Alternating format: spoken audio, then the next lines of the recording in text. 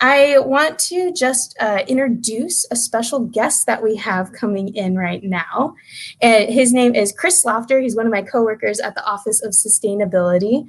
And he's going to help us answer the question of why do we even want to pick up trash in our communities? I think this is really interesting. And we have a waste reduction specialist actually joining us to help answer those questions. Chris, are you there? Yes, I am. Let's talk some trash. Thank you, Camille, so much for the introduction. I'm Chris Slafter. I'm a resource conservation specialist with San Mateo County's Office of Sustainability. And so what I'm going to talk about is trash and our watershed. So I'm going to talk about what our watershed is and how it functions. And I'm going to discuss with you what kinds of trash you're going to see like on your streets and what are some of the things that we can do about it, because the trash that you're going to see out in your neighborhood points toward upstream solutions. So let's dive into watersheds. I'm going to pull up an illustration of a watershed to give you a better idea of what it looks like.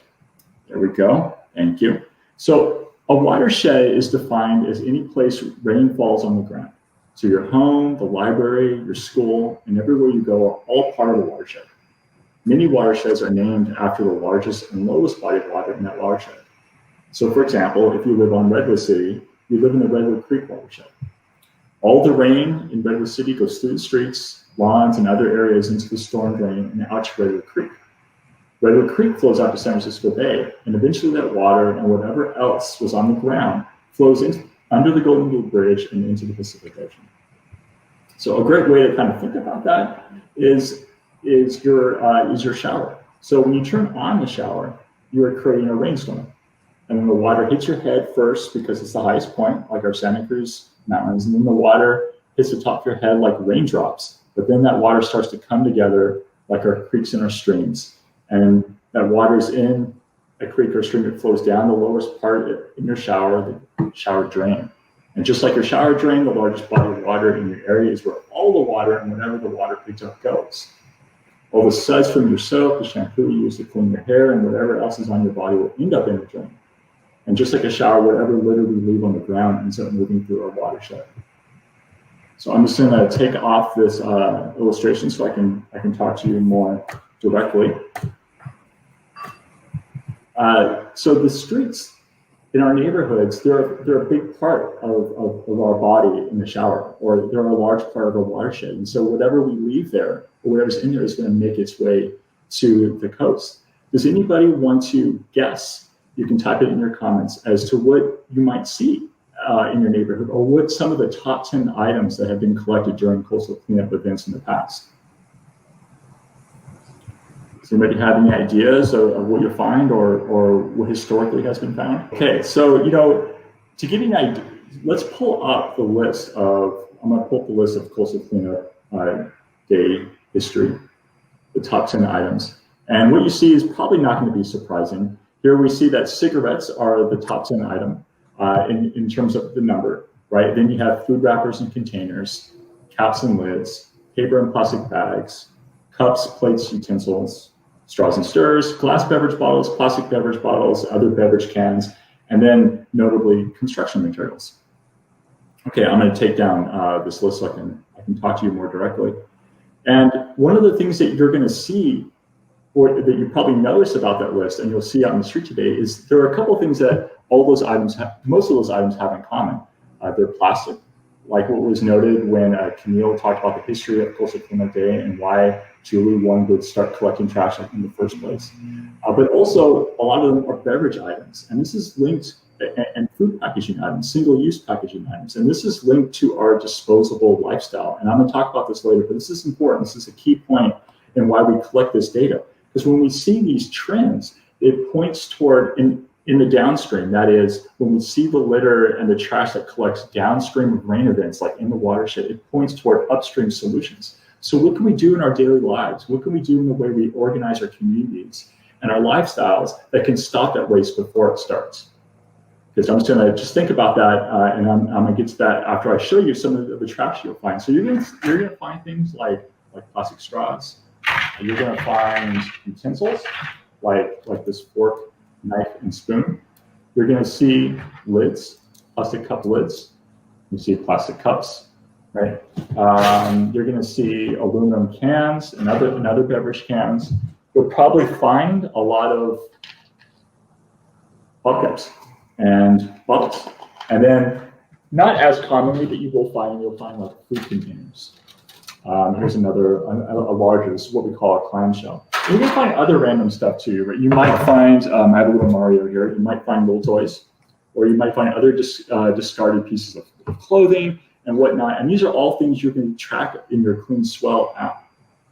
Okay, but let's talk about the majority of the items you'll see again. So most of what you're gonna find is gonna be food packaging. So what does that mean? Right? It's really important that we collect the trash off the ground, because every item that we pick up and we catalog and we collect data on tells us, about our lifestyle, but also prevents that item from going into the environment, which is a good thing. But sadly, no matter how much effort we put into the cleanup, we produce so much trash as a community and globally, it can't keep up. And so we need to modify the way we live our lives. And so when we look at the majority of the items is single-use disposable foodware packaging, that tells us a couple things. We can make some changes in our lives to prevent that trash before it even starts. And one key way is that when you take food to go, or when you order food for takeout, you can bring your own beverage bottle, right? Or if you like coffee like I do, you drink it all day long, you can bring a coffee thermos.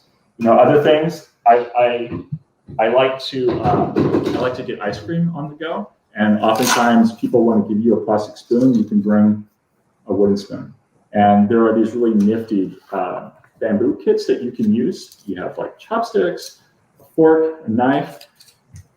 And when you take food, if you go to a restaurant and you don't finish your food and you take it to go, or you want to take food for takeout, there are restaurants that will put your food in. This is just a cheap Tupperware item, but you get the idea. You can bring your own container for that as well. Other things you can do is you can, I know we're during a pandemic right now, so you may not feel safe, or restaurants in your area might not be doing this, but if they're offering dining on site, like outdoors, and if they're doing it with reusable items, that's a great way to reduce the use of single-use disposables. You could stay at home and dine and cook. These are all things that we can do. Something else you can do is you can ask about policies in your area. So San Mateo County has taken on a leadership role to ensure that we use less single-use disposable items like in our county. And the county passed the San Mateo County Disposable Food Serviceware Ordinance, which says two general things. One, that accessory items like those utensils I showed you in the straw, they can only be available upon request. So I'm sure you've had the experience, I know I've had the experience of ordering food and then getting trash I didn't even order, right? Someone automatically gives me a straw or a fork or a knife or a condiment package that I didn't ask for. Now it's my responsibility to manage properly, right? These are all things that in the aggregate contribute to the kinds of pollution we see in our streets. It also says that larger single-use items like the clamshell I showed you must either be fiber compostable, or if no fiber compostable item is available, at least a DPI certified item. And that goes for the straws, utensils, and everything as well. All right, we're really trying to move away from single-use plastics. And so I think that that's a good overview of the kinds of things that we can do in our daily lives to avoid producing the trash that you're likely going to see throughout all Coastal Cleanup Day. And before I hand it off to Camille, I just want to reintroduce myself for those of you who are just joining.